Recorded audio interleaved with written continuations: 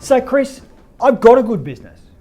I think it's, I've survived the downturn as best I can. But the government's got these protections and all that sort of stuff I hear in the background. How do I navigate this crisis or this business economic downturn if I've got a good business? How do I protect myself from the zombies?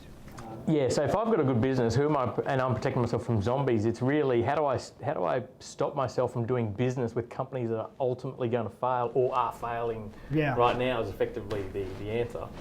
And how do you do that? Well, that's your PPSR, tightening your credit policies, thoroughly looking at who your customers are, like top to toe. Get your credit reports. I guess in my view, you've got to be a bit more critical of your customer base now. Like you can't just freely give away credit anymore. So what if I have the tough conversations then? I've been doing business with you, say, for 20 years. 20 years you and I have been working together then, Bill. So what do I need to be telling you now that I wasn't talking to you about before? Yeah, I think you need to look at all those relationships, new and old, and make sure that you are protected. It's the history has changed. Those businesses that you dealt with for the last 25 years may be in a very different circumstance now. So you do need to look at it. You need to get those credit reports. You need to get advice. You need to look at your terms and conditions. Are they appropriate for the current day and age and conditions that we're all working in? Is there a security? Is there ability to get security under your credit terms? Registering PPSRs, becoming a secured creditor, and advancing yourself up the ladder of who's entitled to receive monies when a company does fall over. Caveats, personal guarantees, all those types of things. It really is an area for expertise, and you speak to your lawyers about those types of things. And as a trustee, then, Chris, if I extract a director's guarantee, if I've got a director's guarantee on a credit contract, does that, at the moment, can I do anything with it? Yeah, well, it puts the director under personal pressure to pay. The question is whether the director is a person of straw or not. And what I mean by person of straw is there some substance behind the director? Is there some assets or shares or businesses that director owns?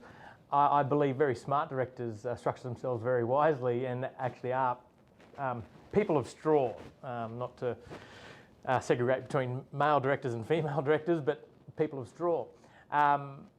But yeah, one thing that Bill touched on is, okay, I've got the personal guarantee. Do I have a charging clause that then leads me on to being able to put a caveat on the director's personal property? And it all comes down to your credit policies. Like what Bill says, I think now's the time to start seriously looking at the way you do business with your customers and the way they do business with you. So I spoke to two people yesterday. One was chasing less than 20 grand, PPSR, all that sort of stuff. One was chasing just under 200,000, no PPSR, a couple of emails. You sit there and go, how hard is this? It's mind-boggling sometimes that you see those situations that big businesses or good businesses that don't have the appropriate sort of terms and conditions in place that protect themselves. It's essential.